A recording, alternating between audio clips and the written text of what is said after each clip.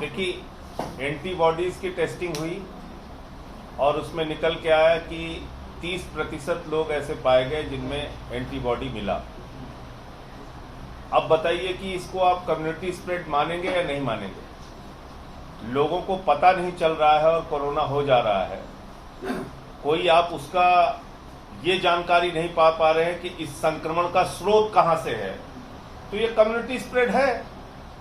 अगर आपको स्रोत का ही पता नहीं चल रहा है कि भाई ये कोरोना किसी व्यक्ति को किसके कारण हुआ,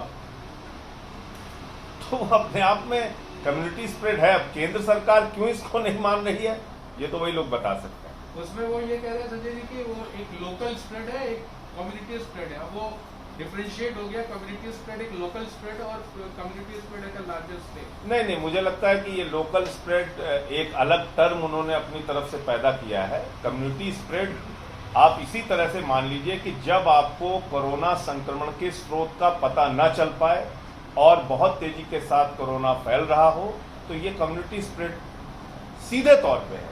इसको केंद्र सरकार क्यों बार बार डिनाई कर रही है, उसका जवाब वही लोग दे सकते हैं। लेकिन मोटे मोटे तौर पे जो कम्युनिटी स्प्रेड माना जाता है वो इसी बात को माना जाता है कि आपको कम्युनिटी में कैसे कोरोना फैला इसका कोई अता पता न चल पाए, इसका कोई स्रोत न मालूम। इसमें आप ये कह रहे हैं कम्युनिटी स्प्रेड की अधिकारिक घोषणा नहीं हो रही है। सवाल इसमें ये है कि क्या ये खतरे वाली बात है देश के लिए भी और दिल्ली के लिए भी?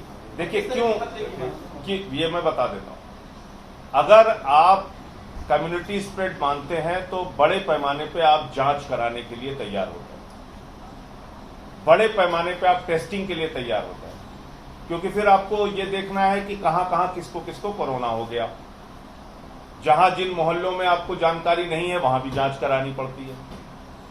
तो टेस्टिंग के मामले में अगर भारतवर्ष को आप देखेंगे तो हम दुनिया के तमाम देशों से बहुत पीछे हैं। जिन देशों में कोरोना का संक्रमण फैला है, जैसे अमेरिका, वहां प्रति 10 लाख 1,46,000 लोगों की टेस्टिंग हो रही है। रसिया, वहां 1 लाख से ज्यादा प्रति 10 लाख लोगों की टेस्टिंग हो रही है। इंडिया जब आप आते हैं तो भारत में यह आंकड़ा 9-10 हजार के आसपास है। तो इसका मतलब आप जांच नहीं कर रहे हैं, तो नो टेस्टिंग नो केस के फॉर्मूले पे, नो FIR नो क्राइम के फॉर्मूले पे अगर देश की सरकार चलना चाहती है और अगर देश की सरकार उसको स्वीकार नहीं करना चाहती, तो भारतीय जनता पार्टी की क्या नीति है वही बता सकते हैं। 2 राज्य इसके सबसे बड़े उदाहरण हैं, उत्तर प्रदेश और बिहार। एक 24 करोड़ की आबादी का, दूसरा 14 करोड़ की आबादी का।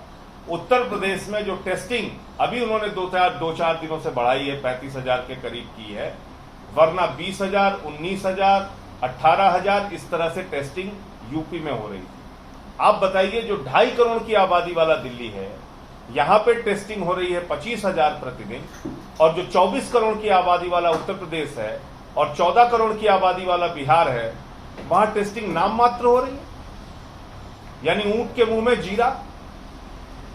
कैसे आप मुझे बताइए, दिल्ली में 42 जांच के लैब और जिसमें 75 जिले हैं उत्तर प्रदेश में, वहां पे मात्र 28 लैब।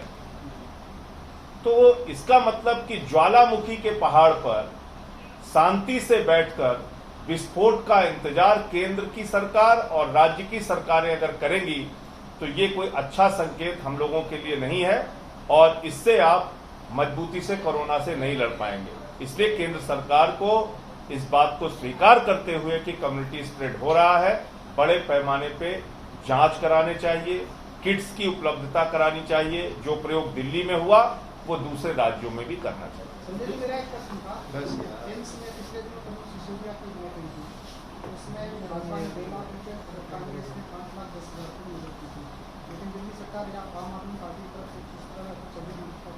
उसमें व्यक्तिगत, अब वो कैमरे पे कहना ठीक नहीं है, व्यक्तिगत स्तर पे हम लोग मदद अपने स्तर से मैंने खुद भी किया है और भी साथियों से हम बात कर रहे हैं, उनके परिवार की यथासंभव मदद पूरी करेंगे।